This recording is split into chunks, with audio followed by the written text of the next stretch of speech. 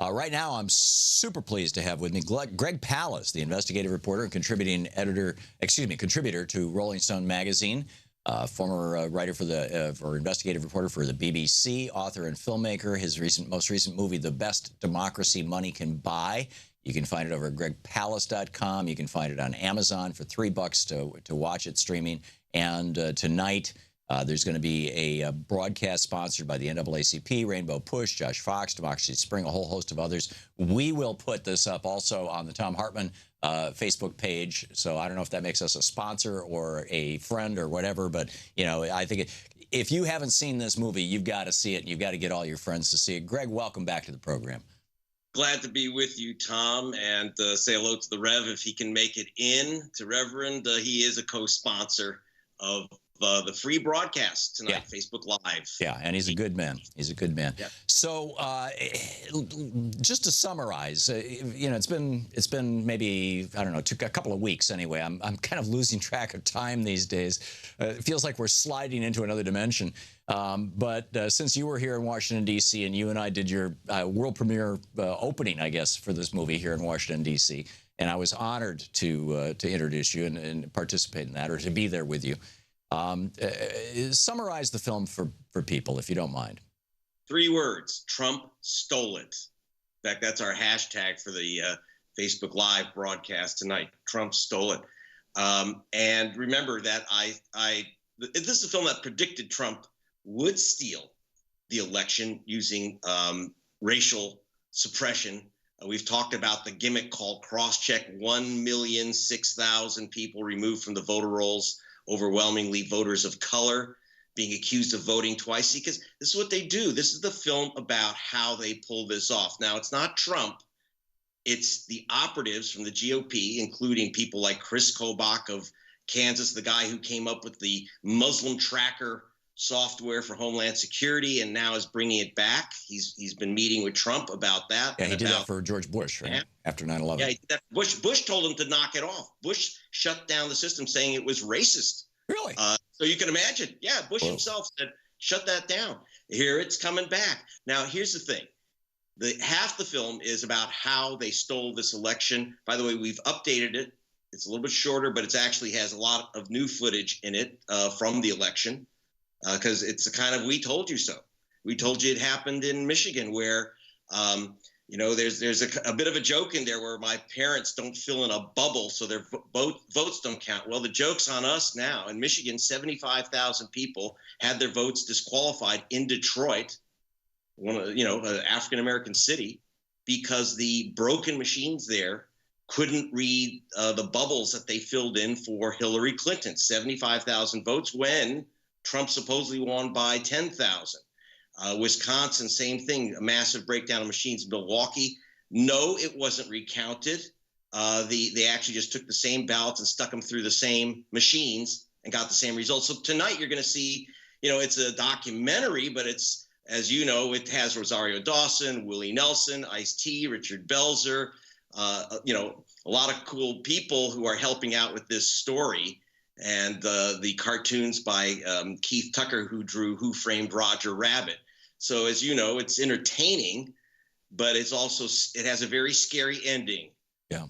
And would I be wrong, Greg? We're talking to Greg Palast, gregpalast.com, about his documentary, The Best Democracy Money Can Buy, which will be playing on Facebook tonight on a whole bunch of different people's Facebook pages, including Greg's, and including mine. Yes. Would it be reasonable to say that not so much, I understand the hashtag Trump stole it, but that this was put into place long before Donald Trump even announced he was running for president. This is part of a Republican plan. I mean, this goes way back. I mean, in the 1960s, William Rehnquist made his chops in the Republican Party in Arizona, standing outside Native American polling places and Hispanic polling places. A big, tall, 6'2" man, very large man, William Rehnquist was, basically challenging their right to vote, saying, prove to me that you're a qualified voter, and scaring people out of the lines. Yeah. I mean, this is an old thing. There's nothing new under the sun. Racial vote suppression, Jim Crow elections are are obviously very old business. It started with the Democrats and shifted its brand to Republicans. So we're having a mass dying off here of our democracy.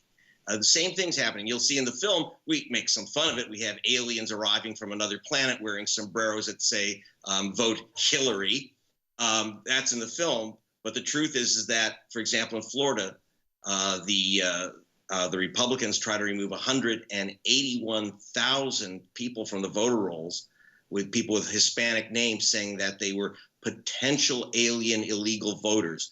In the end, they arrested one, an Austrian Republican. But this is how the game is played. We're going to show you all 10 ways that they play the game. Some of it will be done as humorously, but in the end, like I say, as you know, you laugh at the beginning, you cry at the end, and now it's real serious. We know that all these tricks that I said would be put into place were put into place. And this wasn't just to get Trump elected. This was also to get a Republican Senate and to keep a Republican House. Right. Let's be very clear about this. Yeah, I want to be very clear, even though I used the hashtag Trump stole it. This was put in place by people like Chris Kobach, who was his operative in the Midwest, but it was put in place well before they knew Trump was going to be the candidate. It's not about, by the way, Trump stealing the election in the end. It's about the billionaires who you also meet in the film. Paul the Vulture Singer, JP, the foreclosure king, who, by the way, his partner, Steve Mnuchin, is going to be our Secretary of the Treasury. He's testifying before the Senate as we speak. As we speak, you're talking about real billionaires. Now, remember, Donald Trump only plays a billionaire on television. These are real serious and dangerous cats who tend to use the White House as a profit center. So Mnuchin was one of the, with JP, these guys literally made billions, and I mean billions of dollars personally, not for their companies. Personally, JP got $5 billion. You'll see how in the film that's illustrated, that's narrated, that section by Santa Claus. There is no Santa Claus. It's actually Ed Asner in a Santa suit. And yeah, it's funny, but now the joke's on us. Yeah. So going forward, yes. Greg Palast, what can we do? What can citizens do to, I mean, I would think even Republicans would be outraged that their party has been collaborating in basically a voter suppression, election rigging scheme. We should, you would think that, anybody who puts America above party, country above party would find this reprehensible. What can we do going forward? Well, if they put America before party and before money, they wouldn't be Republicans, would they? So this is one of the problems we're running into. And in fact, unfortunately, all parties are saying that not counting the votes, that's just part of the game. No, it isn't. No, it isn't. And one of the things we have to look out for is I do know that the anti-hero in the film, Chris Kobach, the Secretary of State of Kansas, who has perfected some of these racial tactics of vote suppression, he has a new one that he started in Kansas, which is to prove you'll have to prove you're a citizen. Not so easy. That means your original birth certificate or a passport. We know that he's only about 3%, 2 or 3% of Americans have passports, right? Well, and that proves you're a citizen. Otherwise, your original birth certificate. The problem is that they know darn well that you're not going to be able to get those papers or registered. 36,000 in 1 month. Chris Kobach rejected 36,000 people in Kansas because they couldn't prove their citizenship. They were just kids between the ages of 18 and 25 registering for the first time. And the federal court slapped him down. But now he's brought it back to Donald Trump. We know that he and Trump have discussed this. And that's how they're going to steal 2018 and 2020. And now we have Jeff Sessions.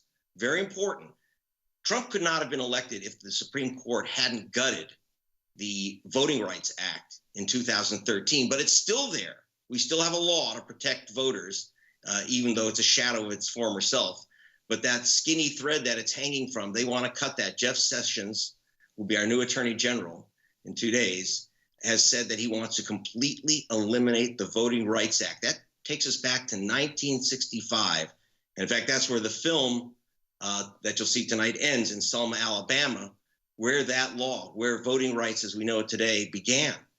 where we finally had, after a civil war in which we thought we'd established the fact that African Americans can vote, we had to have a century later another battle. And now 50 years after that, the civil rights movement, now we need the new civil rights movement. That's the only hope, is to restore the civil rights movement. Don't count on the parties. See you tonight. Yeah, there you go. You can check it out at Greg Palast, PALAST.com. And of course, tonight it'll be on Facebook at 8 o'clock Eastern Time, the best democracy money can buy. You can watch it for free, or you can watch it anytime you want over at Amazon for $3. Greg, thanks so much for being with us. Great talking with you. Yes, Tom. Thanks. We'll be back. You're listening to Thom Hartmann.